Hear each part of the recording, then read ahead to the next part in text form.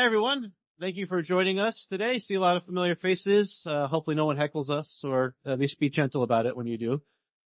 I try. So earlier this summer, by we mean the folks on the stage, we all are based out of Industry City, Brooklyn, in Sunset Park. And really kind of Steve's brainchild, but we all came together and put together an event called Virtual Production Unplugged. So this is a great sort of get together of minds in the virtual production space. And I'll let our panelists introduce themselves in a moment. But what we wanted to do was talk about the event itself, what we learned from it, what we think the industry might need moving forward. But I thought we would kick things off with a little trailer that was put together before the event, just to sort of give everyone a sense of, for those that weren't there or not aware of the event, to give them sort of a sense of what it was about and what that was like. So without further ado.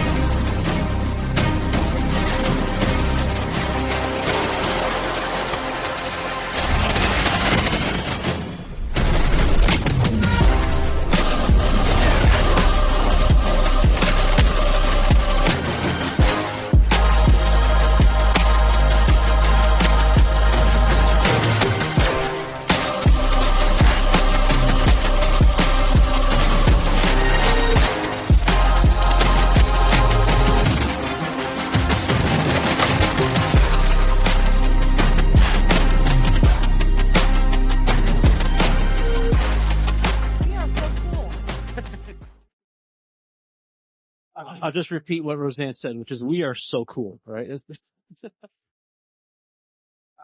Yeah, so that was sort of a sneak peek, or I guess a preview of what the event was like. We actually do have all of the panels and events that we did recorded on the website. It's a virtualproductionunplugged.com. So if you didn't miss it this year, we do encourage you to check that out. But yes, I'd like to introduce our panelists. So Steve, I'll just start kind of closer to me and move down. All right. Mic check, mic check. All right. Hello, everybody. I see some familiar faces, so thank you for coming out and stopping, running around this whole show for us. So I'm Steve Draw. I'm the founder of The Garage. I'm a director, DP, still photographer, technologist, blah, blah, blah. I just love doing cool stuff with cameras and robots and you name it, pretty much. And, the last year and a half, we kind of have been really diving into virtual production, very specifically the hardest way to do virtual production, which is slow motion and all sorts of alternate ghost frame tools and all sorts of really fun stuff, because I don't like easy stuff. Yeah, so we had this event, and if you don't know, we're all in the same complex, so we're literally like neighbors. You know, it's like, oh, need a cup of sugar, Roseanne? Yeah.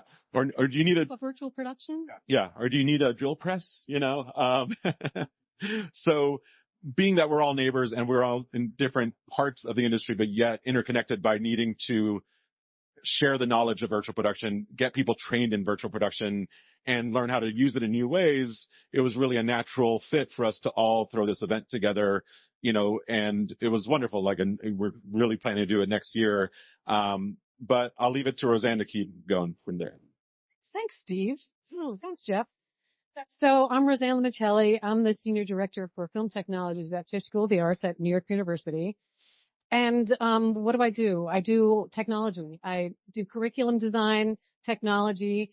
I do training and education. So about 5 years ago, we started noticing all this virtual production technology that was out there. And we said, we got to do that at NYU. And the more I looked into it, the more I found, oh, you know what? There's not enough people trained in this. So we definitely got to do this at NYU. So we put together this amazing facility at Industry City, beautiful volume soundstage, and we got our first class of 23 students this year, getting a master's program, a master's in professional studies in virtual production. And they're amazing, and a bunch of them are here today. And I think they may agree it's an amazing program. They get to do a 1-year intensive filmmaking program that gets them on an amazing volume stage that, you know, in the real world would be $30, $40, $50,000 a day. So, as technology changes, we're growing and evolving and changing, and the students are great at learning everything we're throwing at them, especially all the new stuff as it comes out. So learning technology is what we love to do at NYU, and adding virtual production to it this year has just been so fun and really amazing. And we couldn't have done it without Lux Machina. Hello, Dominique Moxie. I'm the Business Development Associate with Lux Machina. Sadly, I am not neighbors in Industry City. Lux is located in Atlanta, LA, and the UK as well. And so my role consists of expanding and managing our partnerships within virtual production in Georgia and on the East Coast, helping to curate events like the ones that we created here that we're going to talk about today. And then also working with clients as they look to integrate the technology in with their traditional workflows as well. And so we got to spend the beginning half of this year working with Roseanne and her team to install, design, build, and help deploy that amazing Martin Scorsese Virtual Production Center. And that's just what we do, pop-ups and permanent installations as well. Great. Now, before we begin, thank you everyone for that. Before we begin, I'm just curious, quick show of hands, who has done a little bit of work in a volume or stage or have a LED wall? NYU said put your hands down, we know. I'm kidding. Okay. And who has never been on a volume at all or worked on a volume at all? Okay. So almost 50-50 split. That's interesting. I'm sure a lot of us want to or are interested, that's why you're all here, learn about this experience. So I will throw it kind of the first question to everyone here as a general. What do you think your goals were for this event? Outside of inviting people into our homes and showing off our spaces, but what were your goals and objectives for putting on an event like this? Because it was, a lot of work. And some of you guys, especially Steve and Roseanne at NYU, a lot of work. So what were your goals on that? I'll start. We'll just go that way. So for me, we work primarily in commercials and advertising, right? So we see the use case of virtual production very different than, students going to film school trying to make films, right? And for us, it was really about until the creative directors, until the producers, until the DPs, until everybody in the process really feels comfortable with like, oh, okay, we're going to take a risk and try something new, which is virtual production on a project. They need to understand it. Without education, there's no adoption, basically. So to us, the real reason to do this event was like, hey, we have it. We know it's right here. They have their stage right next door too. We're all in the same complex and we're, nice people. We like people in our spaces. So that was the reason why. It's like, we need to educate. And if they're, obviously Roseanne's program only could take so many students a year, and this is their first year. So, to really accelerate that adoption rate, the more events, the more sharing, the more hands-on time people get with these technologies and the people working in them, the quicker that they might actually, join an event like that and join in a production doing that. Yeah, I think it's really important for people to understand what virtual production is and how it works, not just for like our students who are going to get jobs in it, but for just anyone doing productions out there. Because I think some people think, it's a fad, or what do you need, goggles, or, what is it exactly? And it's really something that is invisible, I think, to the viewer. It's an extra skill as a filmmaker we get to hone and use to do more things that we couldn't do before. So almost everything you see, I think, on TV or in the movies, there's some virtual production aspect, whether it's a car shot or something out in space, it's probably virtual production, but the viewer isn't thinking, oh, they did that on a virtual production stage. It's invisible because it's a skill. So for DPs and producers and anyone doing, whether it's a commercial or a creative, feature film that they want to bring to Cannes, it's another skill that allows you to take your imagination to a higher level and be able to do it. And if as a producer you understand what the difference is between, I don't know, driving out, flying everybody to Monument Valley, Utah, and filming them in front of the desert versus doing that on a volume. Once you understand the difference and the benefits, like, for example, all day noon or all day magic hour, then you can take advantage of that extra skill. So I just want to get the word out there for people to understand what is virtual production and what are the benefits of it. It's not for every single movie. It's not for 100% of every movie. But it's another skill we get to use to make our movies better. Yeah, and I think that another thing as well is that when people think of virtual production, oftentimes they see a massive stage and think that they don't have a project that's big enough to utilize virtual production. That's kind of not the case. And that education standpoint that we wanted to put across with this event is that it's not a one size fits all. It's instead a toolbox, and you can utilize certain tools that'll fit your production. So telling us what your scope is, and then we figure out from there that it's not just for film and episodic, it's for advertising as well. And so just kind of educating that you don't have to have a major budget and a Mandalorian sized project. So don't let the demo reel scare you. From a voter PSA commercial to a film episodic, virtual production can be utilized for all scopes of projects. Yeah, I think you bring up a great point that, yes, it's cool to see things like The Mandalorian and big scale things, even Oblivion, kind of the early days of rear projection and such. But you could do this with a very modest size wall, not much bigger than what's behind us as backdrop here. Steve at the garage is a great example of that. Your wall is, it's a good 24 feet by 10 feet. Yeah. Right. If you're not doing some of the crazy high speed robotics that Steve, the garage do, you probably even go a little bit smaller. Right. So if anyone here is doing any work with any of the corporate entities, stand-ups, head talk style things, sea level, right? It could be a very small wall, almost like a 100-inch TV. Right? And, there's things like reflectance and all that other stuff you got to deal with, but that's a problem that you have to solve anywhere. But yeah, you all bring up a good point too, that this is all for the creative freedom. That should be the driving force. And I think that's sort of what everyone has touched upon. But also the education. A lot of this for the past 5 or so years has been kind of a science project, a DIY science projects. There's zero standards out there. And I think we were talking about before this, that a lot of the goal for this event was to try to come to some sense of whether it's formal education, being able to build the next generation of volume operators, or, make up some, standards that we can all sort of follow for that. So, I would love to have you guys expand upon that a little bit too, as far as the education side of things and the goals of making sure that we have the next generation of workers in the pipeline.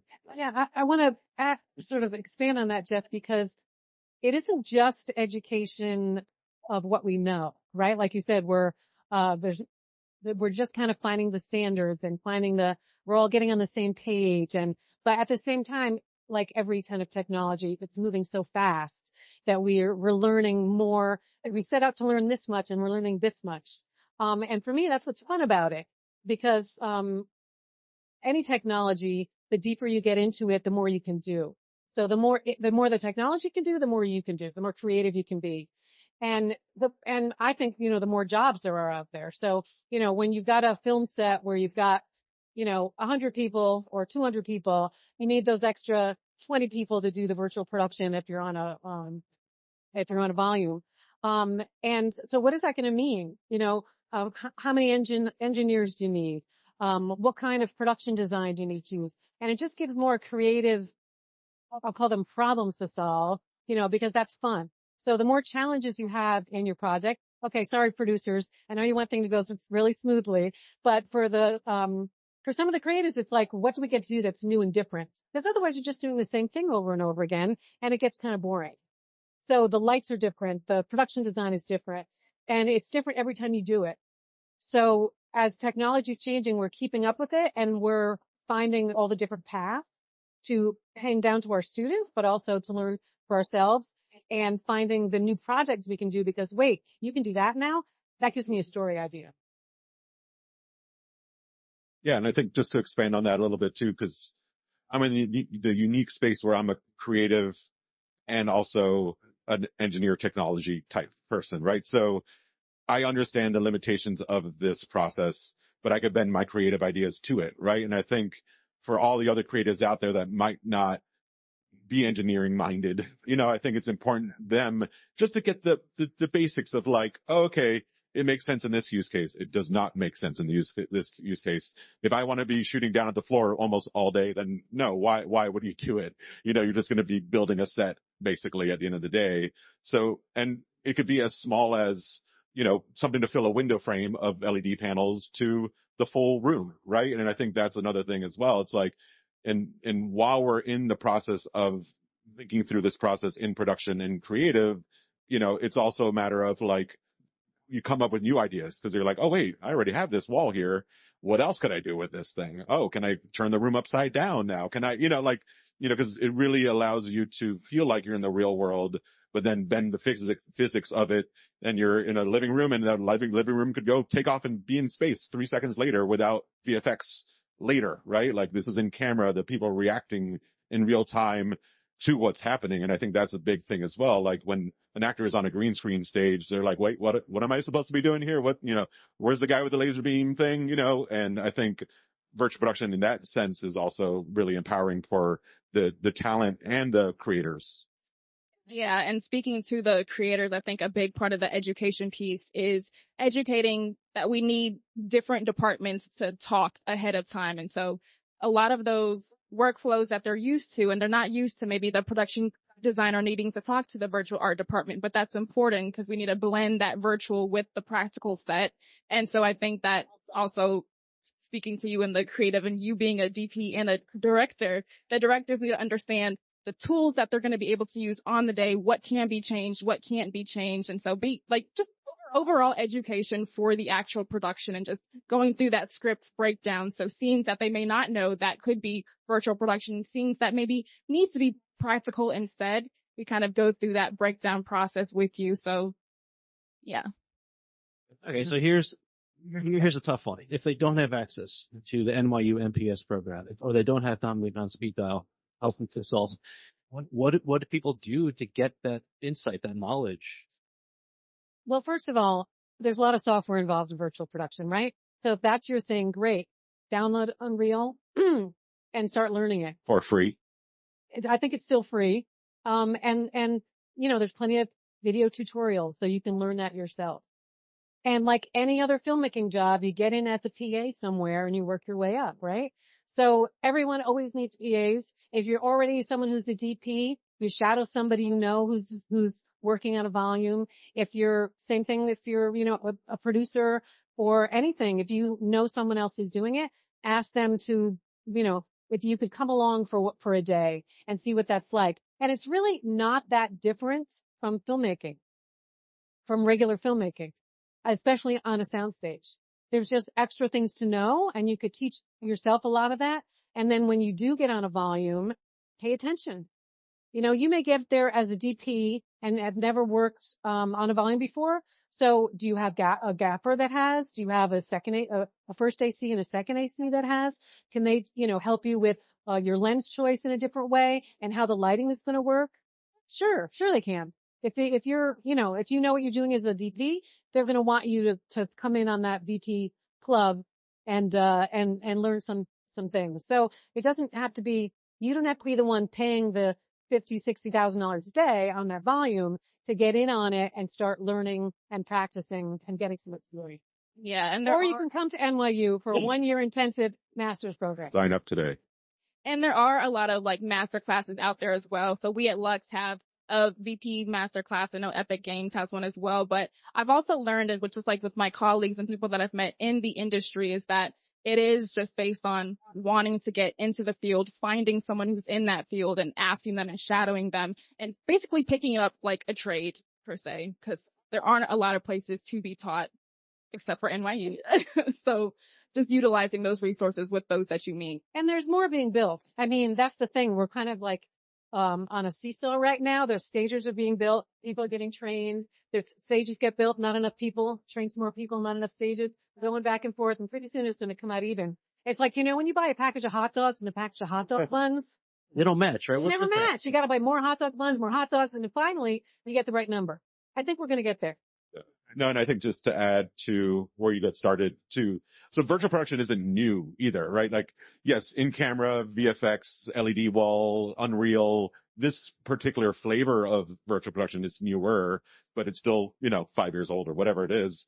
But there's a lot you could do with honestly a green screen, still with Unreal, just a simple keying program and you live key the green screen out. And they even have iPhone tracker apps now that you could put your phone onto your camera, and it's like not perfect tracking, but at least if you want to play around with it, you could actually literally feed that into Unreal and be on a green screen and basically everything. Yes, that you'll still have the green screen spill and all the things that you got to deal with, but like, hey, you could do a lot with that if you know what you're doing and you refine it in your garage too, the name of my company. But that is not to say you can't get started even with a TV, like a big, who has a 75-inch, TV at home.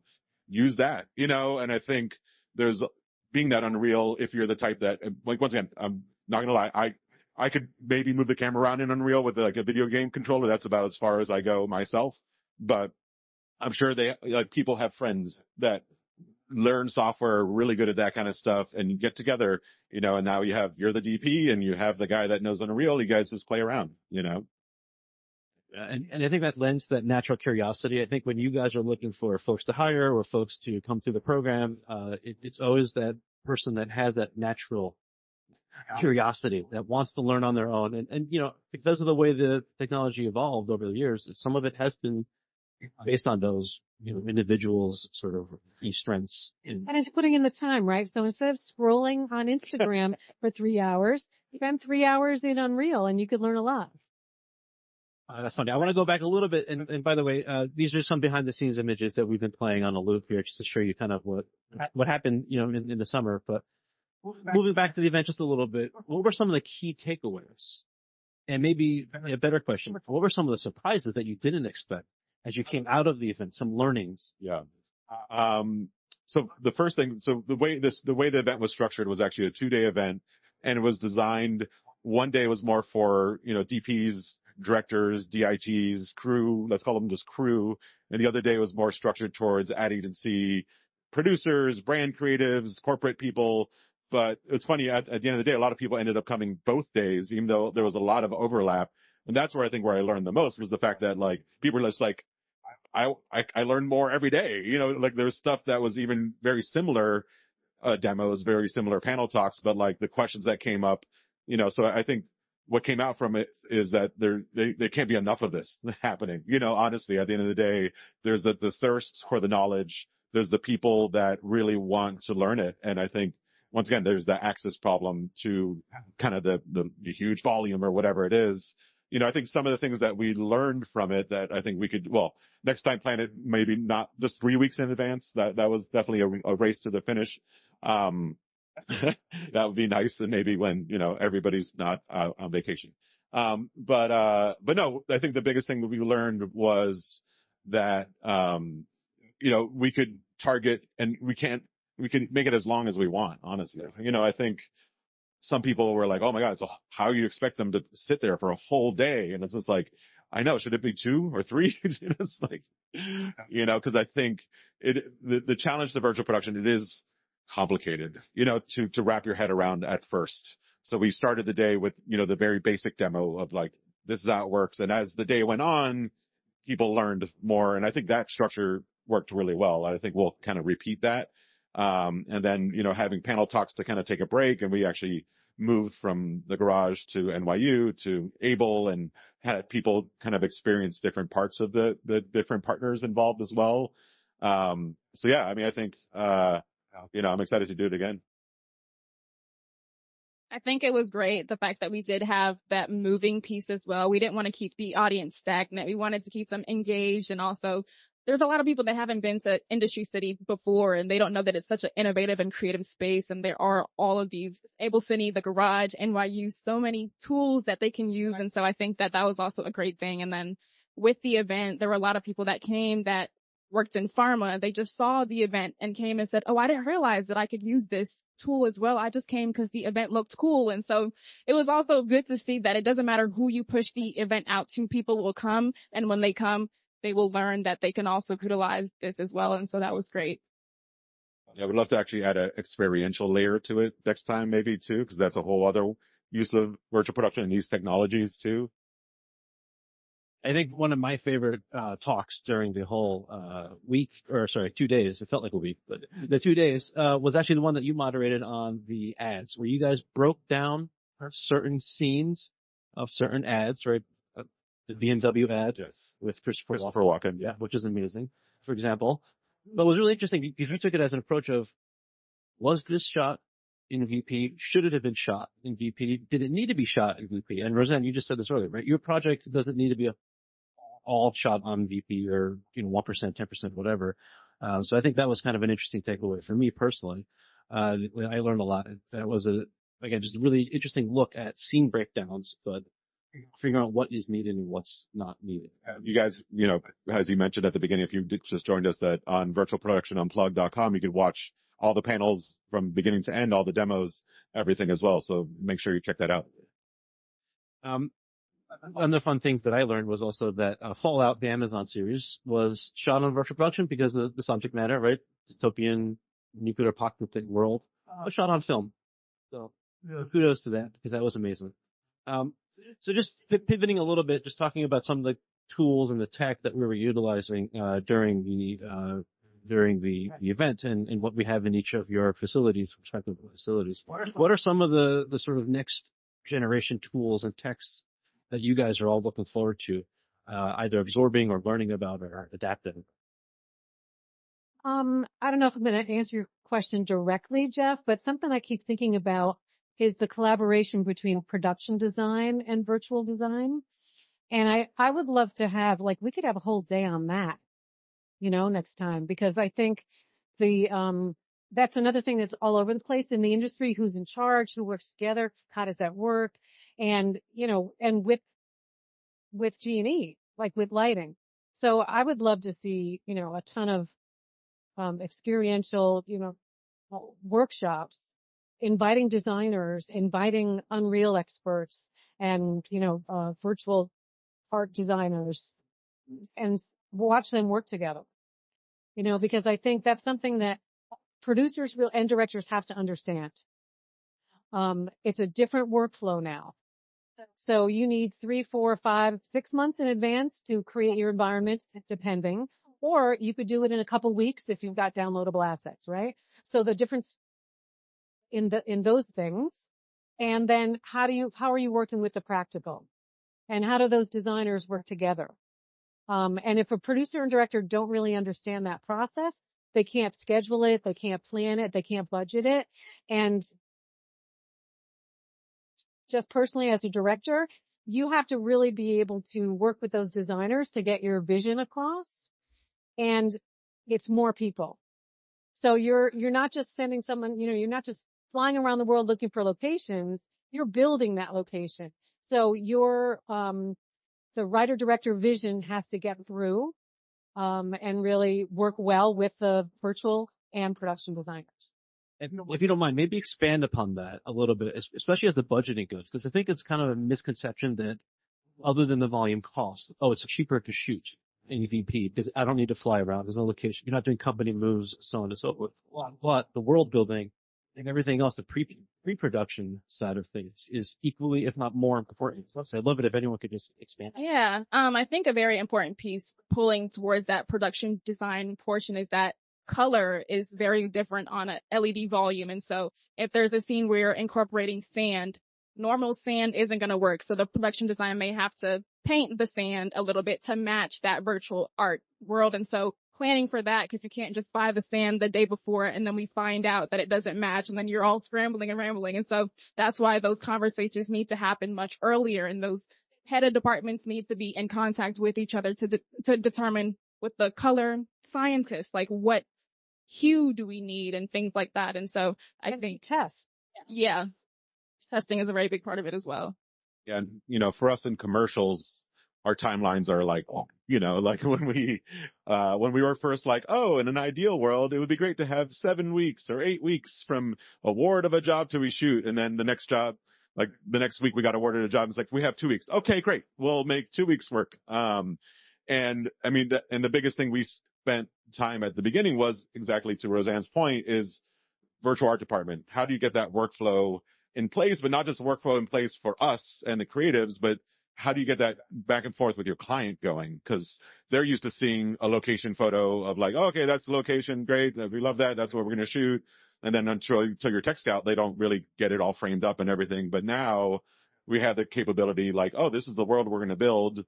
And here's the different angles. We already virtually location scouted it, and we actually put something in the foreground so you could see what the depth of field might look like. And you really, for us with the clients that, if you're somebody that works at, PepsiCo and the marketing department, you might not be able to understand whether it's a, real shoot or a virtual production shoot, just like grasp what this might look like. And now we could show it to them in advance, because we already have a previs that we could do, because we already have the world in Unreal, and we could do the camera moves and we could do the whole shot.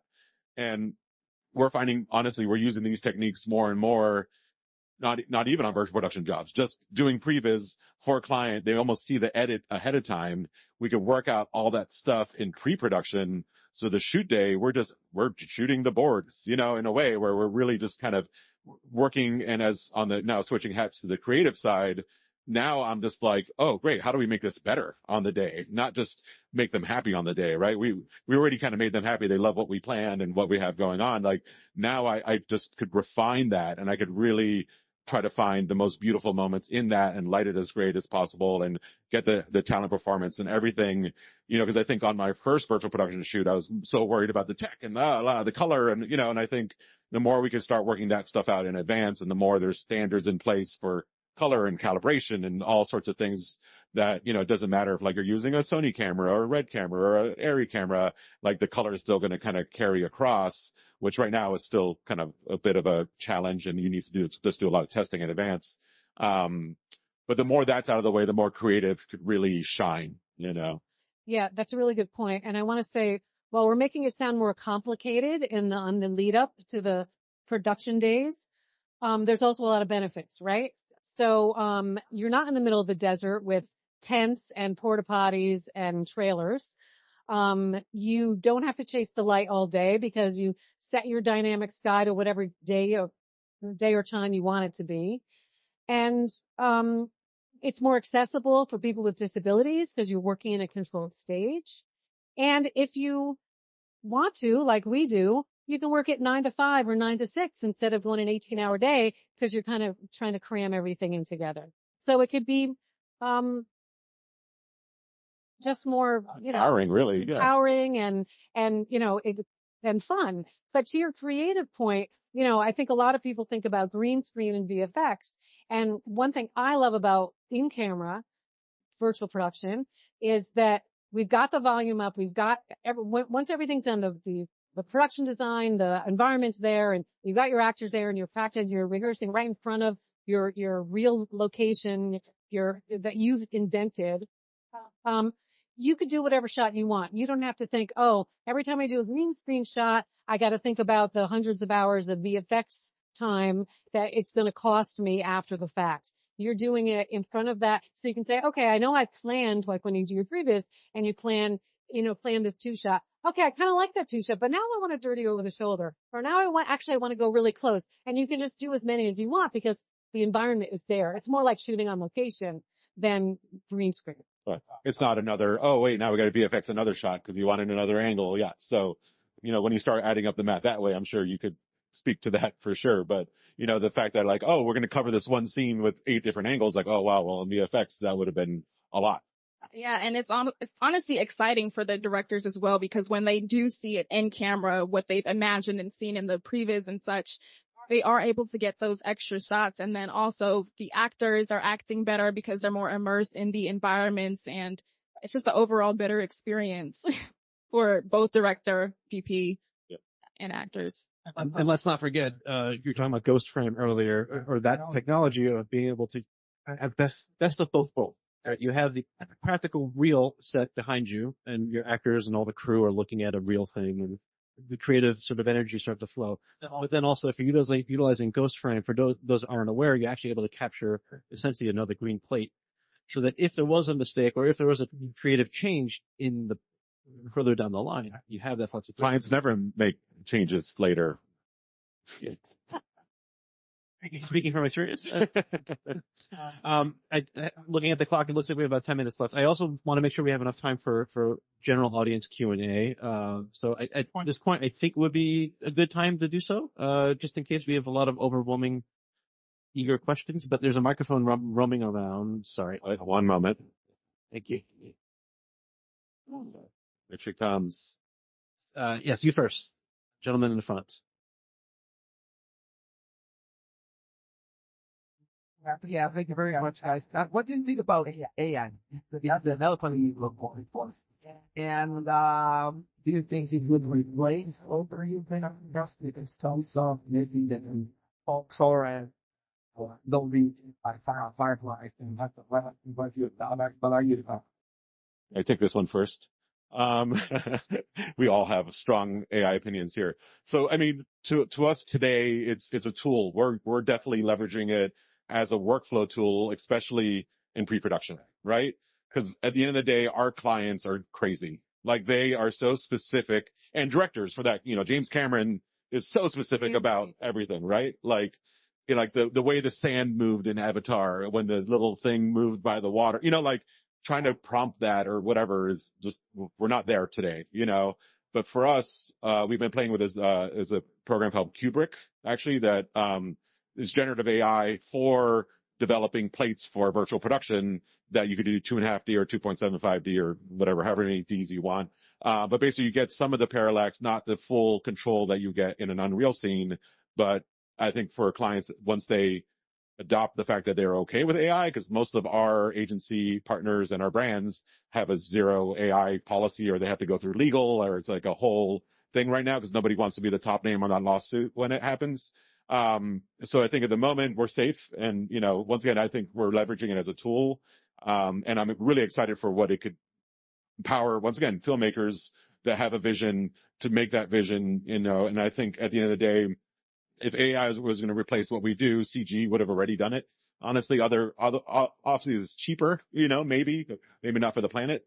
But I think that's where I stand. It's another tool, and I think it could just empower. I don't think we're going to have less crew members on a film production. I just can't see AI doing 90% of the jobs that I know people have to do on a film production.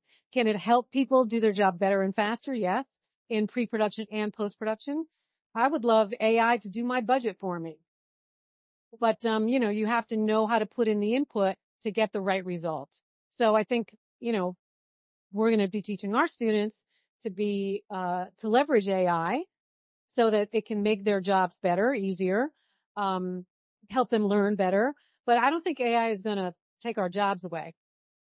I don't see it. And I think it's kind of the same as to be said with like virtual production. People had the fear of, oh, well, now in-camera VFX is now going to take away these jobs. It's not taking them away. It's just kind of altering them. And so I think looking at it as that as well. More jobs. Yeah. That's a really important point too, that we don't want to forget that we're not, no one, the unions, the people on the stage, no one is thinking that this is taking away jobs. It might augment or shift. You might put people from the front and the back and back in the front and so on and so forth. But the amount of jobs out there, as we all know, it takes a village to create these beautiful projects. So yeah, thank you for mentioning that because that's a really important point. Yes, question over there.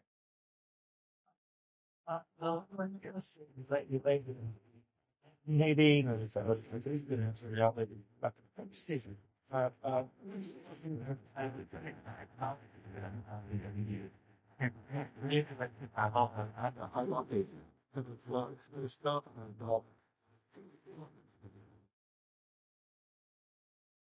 Yeah, sure. So basically, there's different ways to use virtual production. As I mentioned, 2D, 2.5D, driving plates. There's, but what we're talking about is mostly 3D, right? So Unreal Engine is actually a video game engine that basically is a 3D world, right? Like you could go from any angle and you could see it in 3D. You could relight it. You could retexture it. You could have full control over it. And there's a camera tracker on the camera. So as you move the camera, it's shifting the parallax in real time. So if I go around a column, in the Unreal world, it's going around the column and camera. So, but to add to that, and Roseanne's points quite a few times today, production design in the foreground also becomes really important. If you just stand a person in front of a wall, like, yeah, you'll get some of that, but real spaces, real things have dimension, right? You have, that tree right behind them. You have the chair around the corner. You have the column, the pole, so as much as, I love at least to have something between the person and the wall and something between the person and the camera, ideally, and that's kind of a beautiful thing, because as you kind of start moving around a little bit, then you really kind of get that depth, plus I feel the more area that the practical lighting hits, it really kind of sells that all together a little bit more as well. And it takes a little practice to understand how much is enough, how much is too little. We work in a lot of macro shots, so we don't need a ton. Like if I have a foreground, burger and a soda and we have a few things behind it, like it really sells the look pretty quickly sometimes.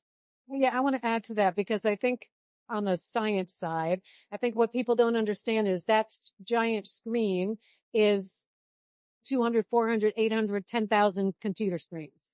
And the engineers are using the Unreal Engine game engine, live rendering, and the giant server room is whizzing away to make all that work. So as that goes 3D, that 3D environment, as you're moving around it with the camera tracking, the computers are like rendering, making it work. And the engineers are, making sure the computer's working right. The lighting is working right. The color is working right. So those are those extra jobs, right? The engineers. And, when you're, filming in front of it, I think, old school filmmaking, right?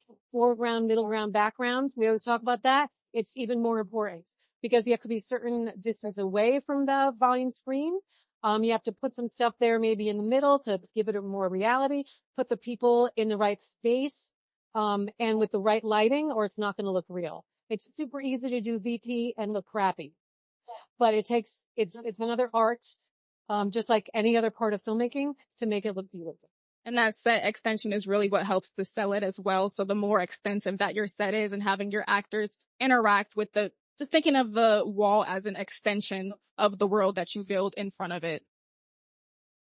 Moving back a little bit to accessibility as well, that you guys are all talking about, is what you all described as on a big volume 3D generated scene, but don't forget there are 2D generated scenes as well. If you're shooting, let's say, an airplane, but you don't have a budget to rent an airplane, you build the prop airplane window, so the cockpit, and you put a medium-sized screen outside of it, and then you have the natural reflection, sky, or whatever else has happened outside that window. So it doesn't always necessarily involve some of the tools that you all just touched on. I saw hands fire. We'll get to. Yeah. That's it. Well.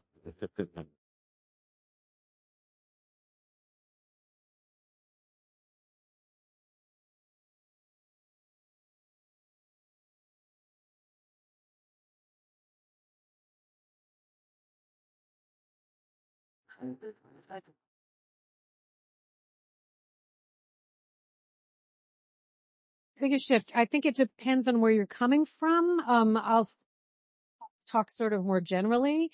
Definitely understanding what gets switched to pre-production is important.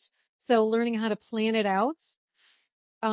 If you're a particular crew person, like if you're a gaffer, you already know a lot about lighting. It takes experience on any location to learn how to light it and make it look great. And same for a volume. So, I think the biggest thing is understanding how it works, like we've been talking about, and just touching on, and getting some experience, hands-on experience, so you can really understand what you're doing and realize it's very similar and the things that you have to add on to your skill set. And I think Roseanne touched on this a bit as well, but as a part of that getting in and testing, if you're a DP, you do have to be about 12 to 15 feet away from the wall to avoid moiré and things and such of that matter. And so knowing kind of that ahead of time when you're doing your storyboards and planning your shots, knowing what's possible in the volume. And so that playtime is very important. And I feel like it, as we touched on a little bit, is that it's a more collaborative process than ever before. I mean, I think there's a lot of talk about, virtual production being its own department within a film set almost, because it really touches on every department. You're right in between art department, creative, camera, you're kind of in the middle of it all. So it really depends on obviously what role you're in, but there are some things are the same, some things aren't. Like a bad story shot on a location versus a virtual production is just a bad story, right? Like, I think at the end of the day, what's your intent, and what are you trying to achieve? Is it the right tool for what you're trying to do? If you're, somebody that's working on normal productions and being forced into a virtual production, ask a lot of questions and just be like, oh, okay, can I talk to the, VP supervisor, and just ask them some questions about what do I need to consider, Do we have time for one more? I saw a hand in the back. Yes. Oh, there's one. Yeah, sorry. Microphone's coming. Vegetarian, civil intelligence, get stories. For documentarians, is this an alternative to the Ken Burns formula? I think it's more just like being on a location, honestly. I think, the fact that, but now you got to think what that location is. You're not just capturing a real thing, right? I think, to me, I think it's just another way of capturing, but obviously if you're bringing them onto a wall, it's not, true documentary work, right? That's an interesting question. I will mention that Abel had a wall in our theater for a little bit, and we did have a group of documentary DPs come in to shoot against it or test against it, really, because they were experimenting with the idea of, if I don't have to travel to location, could I shoot all my interviews and change locations to do 3 or 4 or 5 interviews in a day, single setup, as opposed to traveling all over the place. But to Steve's point, are you documenting at that point? Or so that's kind of a... Well, I mean, documentary is so many things, right? And there's so many amazingly creative documentaries I've seen in the last few years. So I think, yeah, why not use the tools that VP can give you to do something really interesting in the documentary space? It might even be more impactful as well if you're able to immerse your interviewee in front of, whether it's like a World War II background. And I think it's almost more realistic, putting them back into the time period that they're discussing about.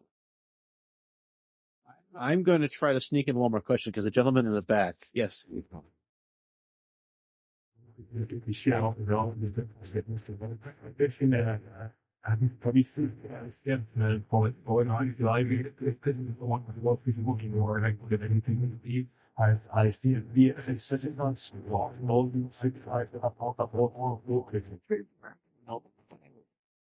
Actually, I want to answer your question in a different way, and I'll get to your real question, because I wanted to mention this. One reason why I really wanted to start this program at NYU in virtual production is because I kept hearing there's, not enough trained people for these jobs. And as a woman in technology, I've often been, sort of pushed outside amongst the margin. Anyone notice? Just a little bit. So I said, okay, if we start a program, I really want to focus on recruiting women and people of color to come into this industry, because, we've been locked out a little bit over the first 100 years, and we want to get in there now while these jobs are wide open, while virtual production is new and a lot of people aren't jumping in yet, so that we can, and now I'm going to answer your question, get into that change, what we're seeing, change what we're understanding. And you were coming from the aspect of, do the designers kind of have more input, and does that change it? I think that it can, because the better you are at the technology, the more skills and power you have. So if you're a designer and you're a super expert in Unreal, and you've got especially a different point of view that most people have been seeing, and you start working with directors or a crew, and you can expose them to a different point of view, whether that's artistic or diversity or political, and get something into filmmaking that maybe wasn't there before. And I think with virtual production, there isn't just one voice that's the prominent voice. Every single department can equally affect the budget and the timeline of the shoot. And so I think it becomes a roundtable discussion where everybody inputs what their specific department's needs are and what their goals are. And that all comes together to affect the overall production. No, and I think the tricky part for the VP VFX supervisors are to try not to say no to you, right? Because like oh, you want to shoot like this? Oh, wait, now my tracking system's going to go bad. Like there's some small nuance things that like they're, getting, they don't want to say no to the DP. They don't want to see the director, but sometimes they do need to. They need to say, hey, ahead of time, that's hopefully this happening in pre-production. You're talking through the shots and and hey, can we find a new solution for that? Or if you really want to do that, we'll prep a different way on the day, get some more, capture cameras from Vicon or whatever to make sure we could cover you no matter where you want to put the camera is. But it's definitely more collaborative, I think, than ever, where normally VFX and post like, oh yeah, whatever. Then let the VFX supervisor in the back and, they'll fix it in post later. And that is definitely different in this workflow. Perfect. Thank you so much, Dominique, Roseanne, and Steve for joining us today. Really appreciate it. Thank you all. Thank you, Jeff.